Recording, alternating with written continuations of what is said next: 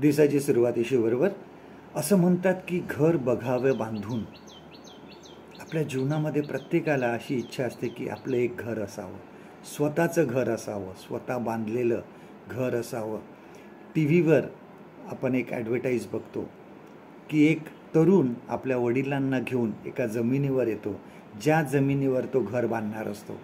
आणि त्या ठिकाणी एक टेबल असतो, त्यावर लॅपटॉप असतो, आणि त्या लॅपटॉपवर तो आपल्या वडिलांना तो प्लॅन समजावून सांगत असतो. आणि तेवढ्यात टेबल जो आहे हा कलंडतो, आणि कळल्यानंतर ते सर्व काही पडतं. आणि मग त्याचे वडील खूप नाराज होतात. ते सांगतात की ह्या जमिनीवर तू घर बांधणार आहे का? परंतु नंतर तो मुलगा चांगल्या प्रकारे ते घर बांधतो. ह्या उदाहरणावरून आपल्याला कधीकधी येशूने जो दाखला दिलेला आहे तो आपल्याला आठवतो.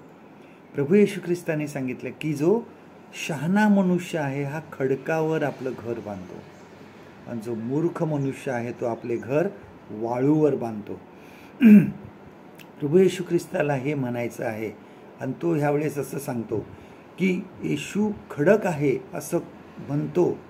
त्याला हे म्हणायचं आहे की जो देवाची वचने ऐकून त्याप्रमाणे वागतो, त्याप्रमाणे चालतो, तो मनुष्य खडकावर घर बांधलेल्यासारखा आहे. जीवनामध्ये कितीही संकट आले, कितीही वादळ आले, पण ते घर चांगलं राहतं. ते घर कधीही पडत नाही. परंतु जो वाळूवर बांधतो, याचा अर्थ जो वचनं ऐकतो परंतु त्याप्रमाणे चालत नाही, त्याच्या जीवनामध्ये ज्यावेळेस वादळे येतात, संकट येतात, त्यावेळेस ते घर, त्याचं जीवनाचं घर पडून जातं. आम्हाला आमचे जीवनरूपी घर जे आहे हे खडकावर बांधलेलं असायला पाहिजे. पौल त्याच्या पत्रांमध्ये सुद्धा हे सांगत आहे. तो आता त्याच्या पुढे जाऊन सांगतो की प्रभू येशू ख्रिस्त हा पाया आहे. त्या पायावर आम्हाला आमचे जीवनरूपी घर बांधायचं आहे, तरच आमचं जीवनाचं घर टिकणार आहे. जेव्हा आम्ही येशूची वचने ऐकतो, त्याप्रमाणे चालतो, त्याप्रमाणे वागतो, तर आमच्या जीवनामध्ये कितीही वादळं आली तरी आमचं जीवनाचं घर पडणार नाही. आज आम्हाला विचार करायचा आहे की आज आमचं जीवनाचं घर कोणत्या पायावर बांधलेलं आहे.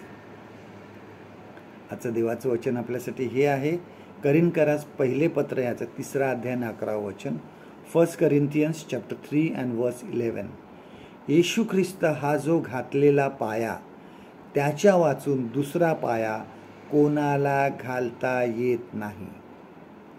परमेश्वर करो आजचा दिवस तुमचा आशीर्वादित करो.